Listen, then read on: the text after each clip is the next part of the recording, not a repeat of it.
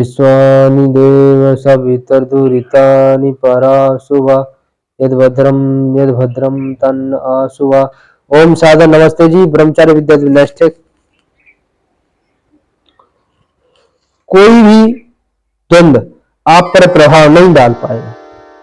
कोई भी द्वंद हो, चाहे वो काम वासना का हो, कामदेव का हो, या फिर काम क्रोध लोभ हो, किसी का भी द्वंद हो, आपके अंदर द्वंद चल रहा है, काम का, क्रोध का, लोभ का, मोह का, प्रभाव नहीं डाल पाएगा। कोई भी भोग आपके हृदय में कामना उत्पन्न नहीं कर पाएगा। स्त्री का भोग या रचना वासना का भोग, कैसा भी भोग है, आपको प्रभाव नहीं डाल पाएगा। कोई भी संग आपको प्रभु के रंग से नहीं हटा पाएगा। और अर्थात कोई भी सुख दुख आपकी भगवत स्मृति के तार को नहीं तोड़ पाएगा। तो समझ लेना आप भगवत प्राप्ति के योग्य हो चुके, ईश्वर की प्राप्ति हो गई है। इसके पीछे क्या कारण है, इसके पीछे क्या है,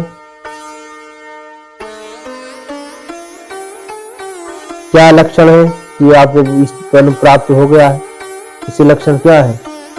उसके लक्षण ये है, तुमने आपको बताया है।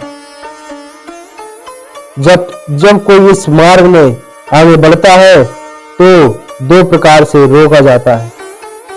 पहला लक्षण, भोग और हृदय में कामना उत्पन्न नहीं होगी।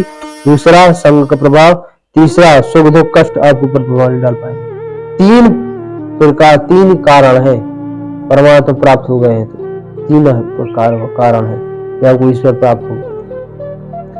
जब कोई इस मार्ग में आगे बढ़ता है तो उसे दो प्रकार के से रोका जाता है। एक तो मनोकूल भोग देकर या मन के प्रतिकूल व्यवहार देकर।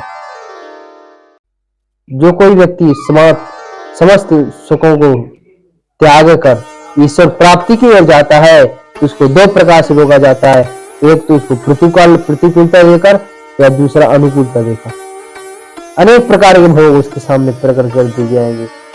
अनेक प्रकार के भोग, अनेक प्रकार की उसको तृष्णाएं वासनाएं सताएंगी तो बहुत प्रकार से अवहेलना किया जाएगा, ताड़ना की जाएगी ताकि यह व्यक्ति अपने मार्ग से भटक जाए। उसे कामदेव अटैक करता है तो आपको प्रतिकूलता देकर अनुकूलता दे रहा है पूरी, और आप उस अटैक को सह रहे हो उसकी।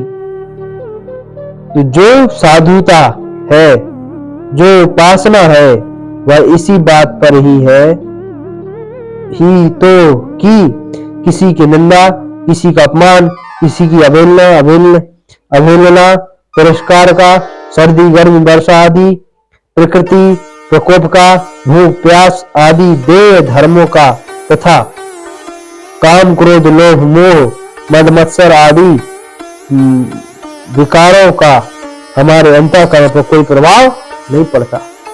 तापमान हो रहा है, सर्दी गर्मी भूख प्यास, सर्दी गर्मी हो, कोई प्रतिकूलता व्यवहार नहीं कर रहा, अनुकूल व्यवहार कर रहा है, तो भी सहना है आपको। ये सब जो बातें हमने आपको कही है सबको आपको सहना है। अंतःकरण में कोई प्रभाव नहीं पड़ रहा है चाहिए। तो साधक इस भगवत मार्ग पर आगे बढ़ना चाहे तो उसको तीन चार प्रकार की बातों पर ध्यान देना चाहिए जो हमने आपको बताई है। आज के लिए इतना ही। जय हिंद, जय भारत, भारत माता की जय। तो आपको ध्यान रखना है तीन चीजों का जो हमने आपको बताई है। किसी प्रकार से आपको संग प्रभाव नहीं पड़ेगा। क्या कारण है, कैसे कारण है, कैसे आपको लक्षण दिखाई देंगे जब आप भगवान प्राप्त हो गए, आपको ईश्वर प्राप्त हो गए, कैसे कैसे लक्षण आपके अंदर आएंगे। और जब आप काम विजय प्राप्त हो गए तो कैसे के लक्षण आपके अंदर उत्पन्न हो गए हैं, कैसे जाने, मैंने आपको बताया। जय हिंद, जय भारत, भारत माता की जय। ओम नमस्ते। धन्यवाद।